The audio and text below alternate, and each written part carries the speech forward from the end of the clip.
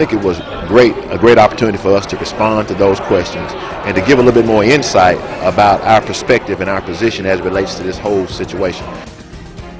Living in Oktibbeha County racing against time to decide on the future of their hospital. A look at tonight's meeting straight ahead. WCBI News at 10 starts now.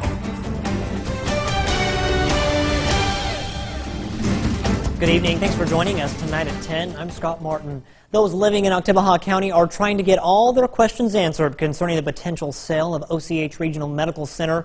Greater Starkville Development Partnership CEO Scott Maynard held a meeting for residents to gain an understanding on every part of the supervisor's RFP and the hospital's position on the sale. The voters will decide in November on whether or not to sell the hospital. And in those proposals, they're saying all the things we want them to hear. Everything is fine and dandy. Everything is rosy. It's a good opportunity for the county, but we need to get to the point where we can get down to the specific things, get down to the language that we need to include in order for those proposals to be solid contracts that the people can be comfortable with. You know, they need to tell whoever they talk with, their friends and families, what they've learned, and so everybody can be better informed when they go to the election on November the 7th to vote. And again, that date to vote is November 7th.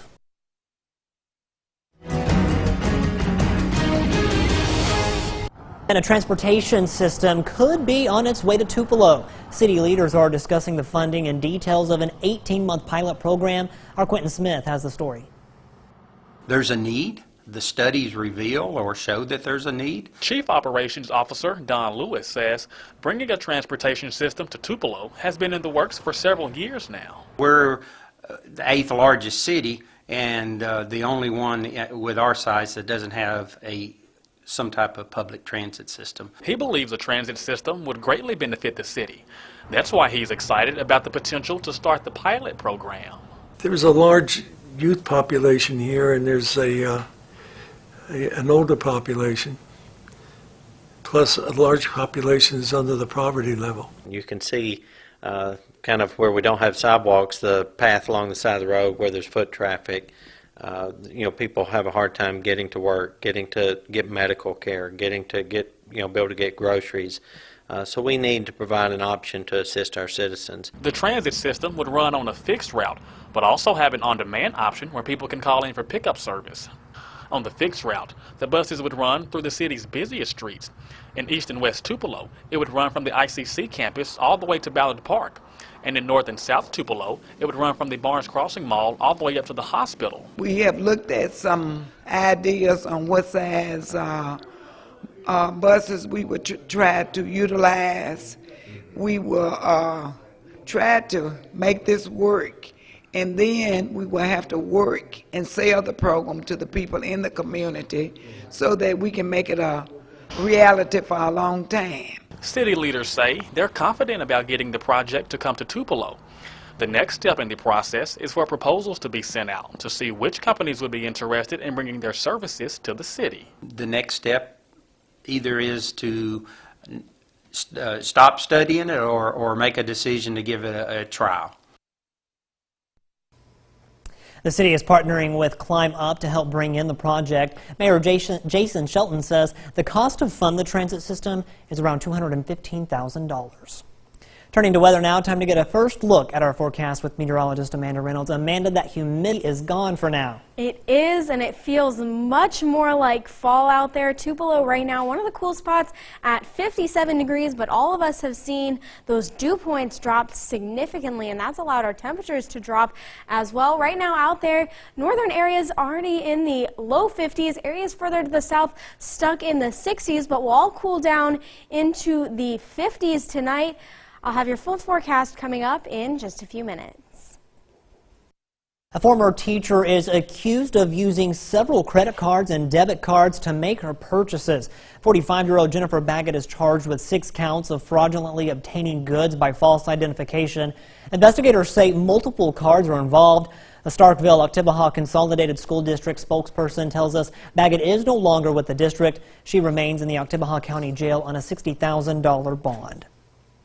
2 men are behind bars on burglary and drug charges. Webster County deputies and Mathiston police arrested Kendall Harding and Stuart Bland.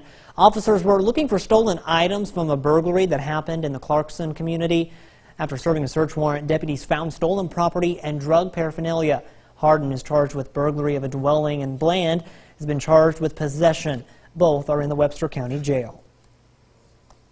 Tonight, House District 38 candidate Sheck Taylor held an expungement seminar. The goal was to inform those with criminal records how to get back on their feet, whether it be trying to go back to school or to get a job. Several lawyers were present to provide information on how to start a new beginning. Taylor is in the running for the district seat, their 38th seat. He'll face off Lisa Wynn and Narissa Bradford on November 7th. The city of Tupelo is in the race for 2018 All-American City Award. Tupelo has won for 5 years, most recently in 2015. The city has submitted its written application to the National League of Cities. Finalists will be chosen in April, and those remaining cities will compete in Denver in June. What we want to do is showcase the city of Tupelo's efforts to be inclusive, to unify our city, to get police and public interaction, to get the police and community interaction, the efforts that we're doing there to showcase those efforts to the National League of Cities.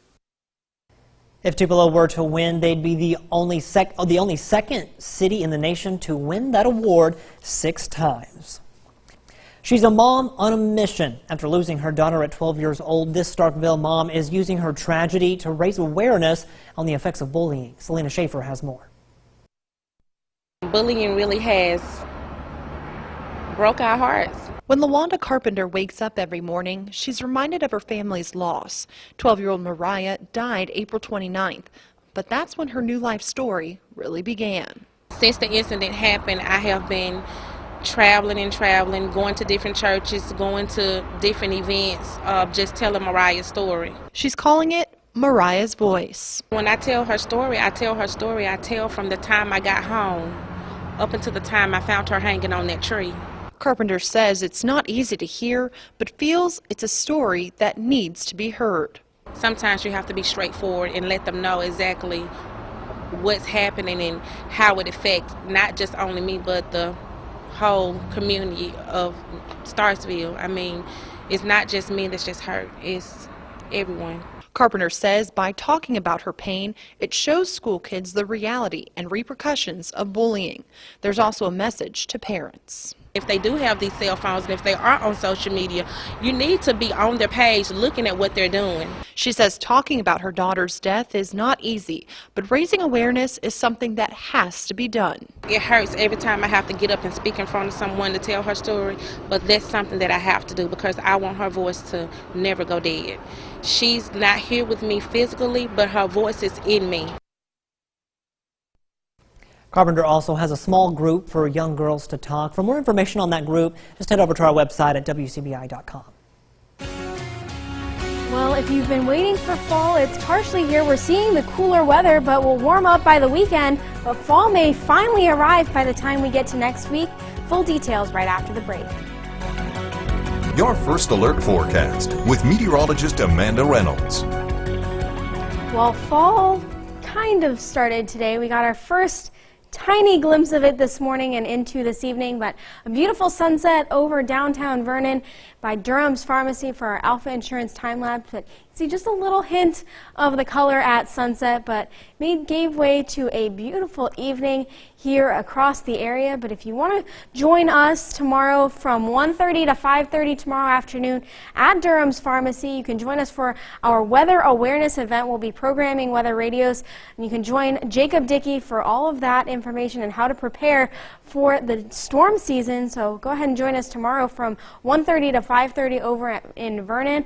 But temperatures across the area feeling very much like fall. We're seeing temperatures in the low 50s up to the northern tier, and then the upper 60s in the southern tier. So here in the Golden Triangle area, we're kind of somewhere in between, right around that 60-degree mark. But it's just kind of going to depend on where you are as far as how cool you get Overall, we're going to kind of broad brush it and go 55 overnight tonight, but most of us will be in the 50s somewhere tonight. Areas, especially further up to the north, could see a few areas sneaking into the 40s, but tomorrow's going to be very similar. We're going to see a wide range of temperatures starting out in the low or the mid 50s, but by the time we get to the middle of the afternoon, anywhere between the upper 70s and the mid 80s. So the further north you are, the more likely you are to be a little bit cooler. But we're really going to stay very nice, very dry over the next several days. That high pressure going to set in across our area. Our next chance for any significant rain would be as we get into Sunday night and Monday. We're going to have another cold front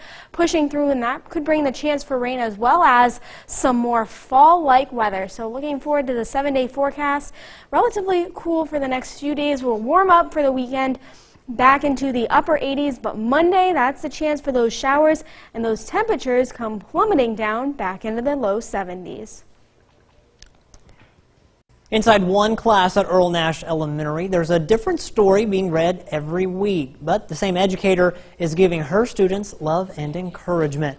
Lori Edwards teaches first grade, and she's this week's Educator of the Week. We dropped in to surprise Mrs. Edwards with the award, and she says with so many things vying for her students' attention, it can be difficult getting her students excited about learning. Luckily, though, her enthusiasm is the kind that's just contagious.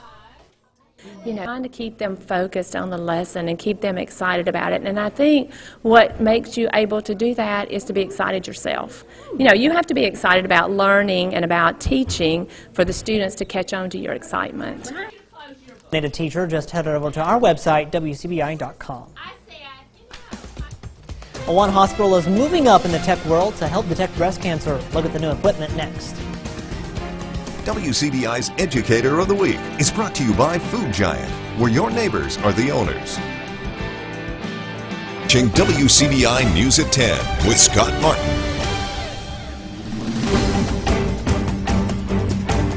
Healthcare professionals at a Winona hospital are raising awareness on breast cancer with new technology. Thanks to a District 14 state representative and a grant from North Mississippi Planning and Development, Tyler Holmes Memorial Hospital purchased new state-of-the-art equipment to help with, or a new mammogram machine rather. It took about 16 months to get that new equipment. Radiology Director Celia Graham says it was well worth the wait. And I can already see in the short 2 weeks that we've been in operation that the community is being, and the interest that people have given us, that the community is behind us and will utilize us. October 19th, the hospital will host an open house showcasing their new equipment. From genetics, hormone replacement, there are several factors that can increase the chance of being diagnosed with breast cancer. We learn more in tonight's Health Talk.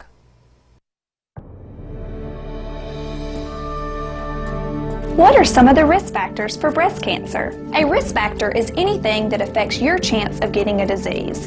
Different cancers have different risk factors, but risk factors don't tell us everything. Most women who have one or more breast cancer risk factors never develop the disease, while many women with breast cancer have no apparent risk factors. Some risk factors, like a person's gender, age, race, family, or personal history of breast cancer, cannot be changed. About 5 to 10% of breast cancer cases are thought to be hereditary, meaning they result directly from gene defects inherited from a parent. Your risk for breast cancer increases as you age. About 77% of women diagnosed with breast cancer each year are over age 50, and almost 50% are age 65 and older. Having a first-degree relative, such as a mother, sister, or daughter with breast cancer, approximately doubles a woman's risk. White women are slightly more likely to develop breast cancer than African American, Hispanic, and Asian women. But African American women are more likely to develop more aggressive, more advanced stage breast cancer and are also more likely to die from breast cancer. A woman with cancer in one breast has a 3 to 4-fold increased risk of cancer in the other breast or in another part of the same breast. Women who began their menstrual cycles before age 12 and/or who went through menopause after age 55 have a slightly higher risk of breast cancer due to a longer lifetime exposure to the hormones estrogen and progesterone. Join us next time for Health Talk with Baptist when we will discuss early detection and prevention of breast cancer. Mail your topic suggestions to healthtalk@wcbi.com. Health Talk has been brought to you by Baptist Memorial Hospital Golden Triangle. Cole Brown and Troy Bone are leading South Pontotoc to its best start in decades. Hear from our student athletes of the week next in sports. CDI Sports with Tom Ebel. Head coach Michael Bradley and his South Pontotoc Cougars have been on the upward trend for the past 2 seasons. The Cougars are off to a red-hot 7-1 start to the season, on pace for one of their best seasons in decades. A part of their success comes thanks to senior leaders on both sides of the ball. WCBI's Jonathan Flippo has more with our student athletes of the week.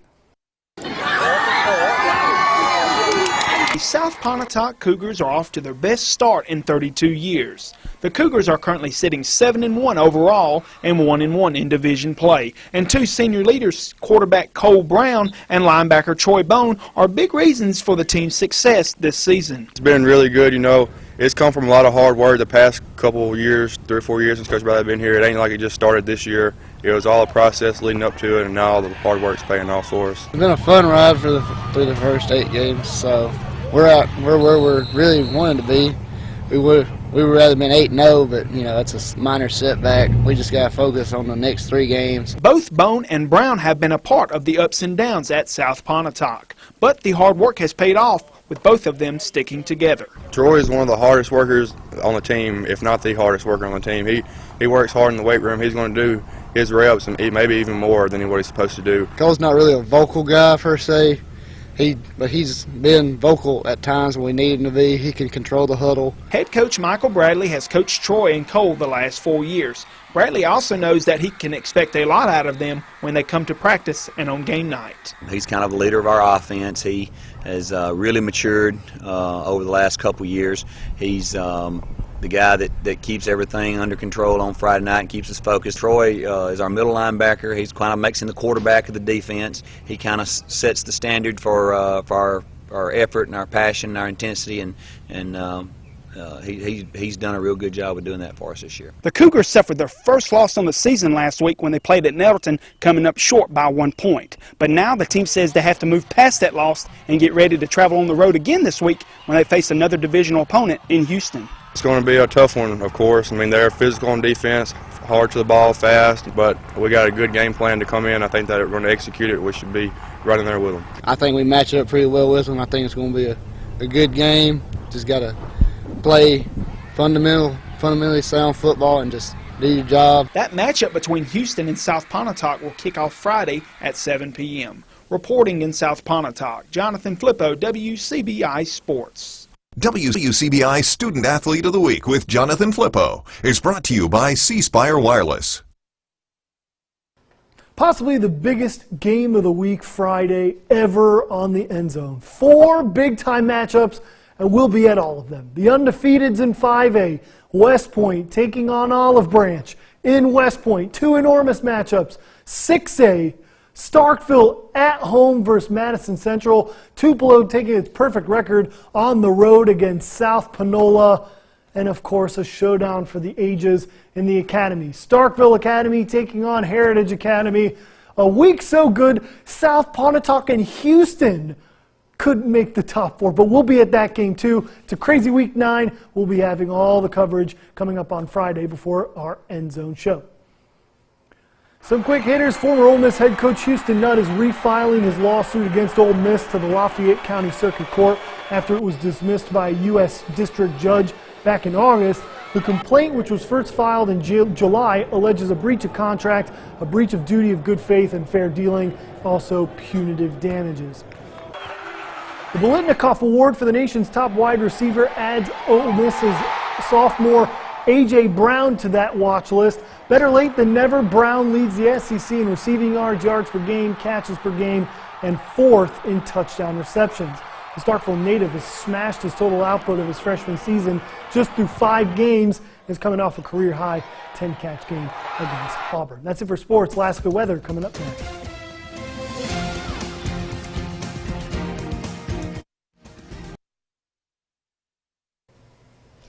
Well, we're going to have at least one more very pleasant, low humidity day, and store will start to warm up as we get forward into the weekend. So it'll be a nice weekend, but a little bit warm. Sunday night into Monday, we have the chance for some rain as a cold front will come through, but we'll see some nice, pleasant temperatures in the 70s. I'm enjoying it. I'm going to Exactly. enjoy it. Thanks, Amanda. Thanks for watching tonight. We hope you have a good evening. See you tomorrow.